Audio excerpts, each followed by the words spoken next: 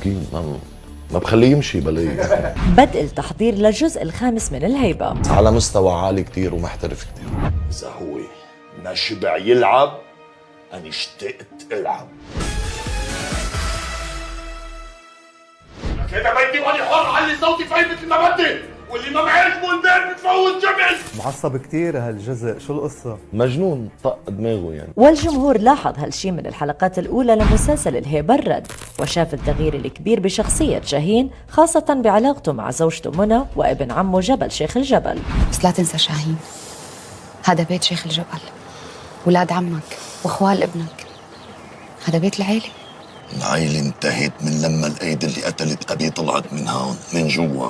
فينا نقول بهالجزء انك انت انفصلت، رجعت عن جبل وانضميت لفريق اللي بده ينتقموا. مش لفريق اللي بده ينتقم، ما انضم لحدا، لا هو لا معصب ولا موتر، هو عنده حالة جنون. هذا الكاركتير بعد ما صار معه كتير أحداث، منها إنه مات ورجع من الموت، من هو صغير فقد بيه بالسجن، ناطره ليطلع، بس طلع انقتل. كيف انقتل؟ شو الظروف؟ ابن مع بيه بالأخير، فاقد لبيه كل حياته، فما استوعب.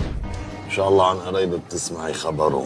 كيف حتستوعب الموضوع؟ يعني رح تتراجع عن قرارك؟ لا هو كتير مصر، عنده هدف واحد بهذا الجزء، انه هو ياخد طاره، بده يثبت حاله. موضوع الطار كتير مهم عند هاي البيئة الوهمية اللي هي الهيبة. خبر الصوص ابنك إذا لحقت تشوفه إني رح أنبشه حتى لو كان متخبي مثل الجرادين تحت سابع أرض بالجراد. بالنسبة له عدم انه اذا ما قدر وصل لياخد طاره فهو ما عاد رجل. اسمح لي فيها، اسمح لي فيها، اسمح لي فيها. صوتك لك هذا بيتي وأنا حر علي صوتي في مثل ما بدي، واللي ما بعجبه البيت بتفوت جمل. وحقد شاهين الأول هو على علي اللي بيلعب دوره سعيد سرحان بعد ما قتل والده بالجزء الماضي. رح نشوفك رح تلتقي بعلي. في شغل كتير حلو راح يكون مع علي، مع سعيد سرحان، بوجه له تحية، صديق الحلو. علي شيخ الجبل هرب من حبسه وريحته فاحة بالهيبة. هاي قدام الكل، إذا بشوفه اكله، وإذا بعرف إنه في حدا عم يتستر عليه راح يصير غريمي مثله. وأكيد التفاعل مع شخصية شاهين كان كبير على السوشيال ميديا، وأكثر شيء لفت انتباه الجمهور هو الطريقة اللي بيعصب فيها. لك وينه؟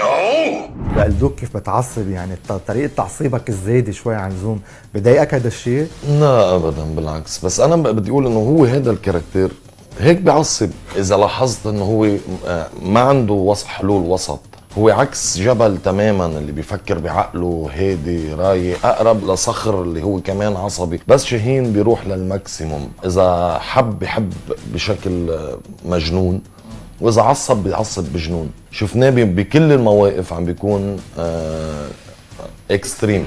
في الواحد يعتمد على كلب منكن على اساس اللي بيعته مسوقر ومضمون. بس يا معلم كل شيء كان ماشي منيح، بس صاحبك كان دريان بالقصه واخد احتياطاته.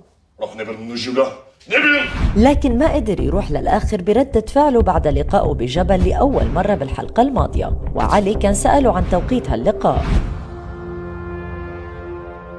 بعد زمان.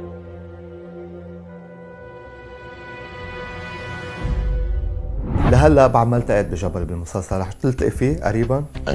اكيد رح يلتقى بجبل، بس بظروف كتير صعبة رح تكون.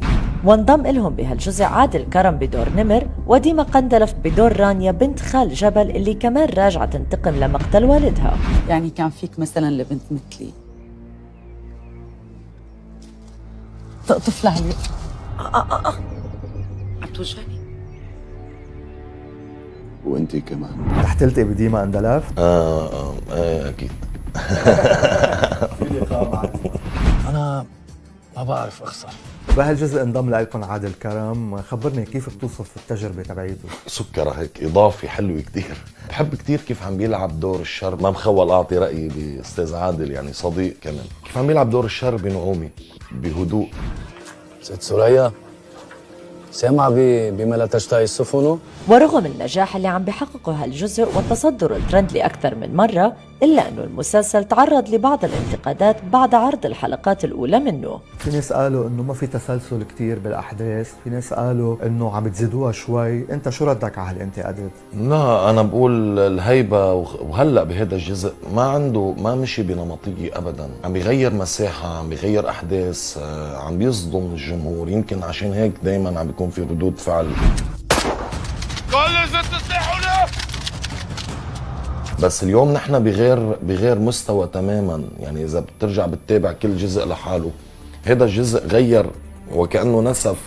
يمكن عشان هيك الجمهور مثل ما صار بالجزء الثاني بده وقت لحتى يستوعب انه شو عم بيصير، هاي الهيبه ولا مش هاي الهيبه. بلا هي كسر النمطيه عشان ما نكون عمل الأجزاء تاكلنا يعني.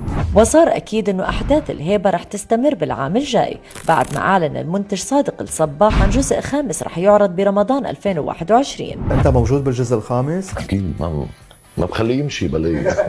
هاي العائله صرنا عائله الهيبه اللي صرنا سوا، يعني هلا بتفقد انه ما نكون مع بعض بجزء جديد او عائله عن جد، يعني صرنا نعيط للست منى واصف ماما يعني. اذا بتهر شعره من راس ابني لا راسك بكفيني ولا دمك بيرويني. إذا منام الله لا يسامح يلي بده يفيقني منه، حتى لو بدي ضل نايمة ليوم القيامة منام. اخذت فكره عن دورك كيف بده يكون او شكل الدور كيف بده يكون بالجزء الخامس؟ لا بعد اكيد لا بعد. أما ختام سلسلة الهيبة رح يكون بفيلم سينمائي بيوثق أحداث العمل وبيعرض بصالات السينما بآخر عام 2021.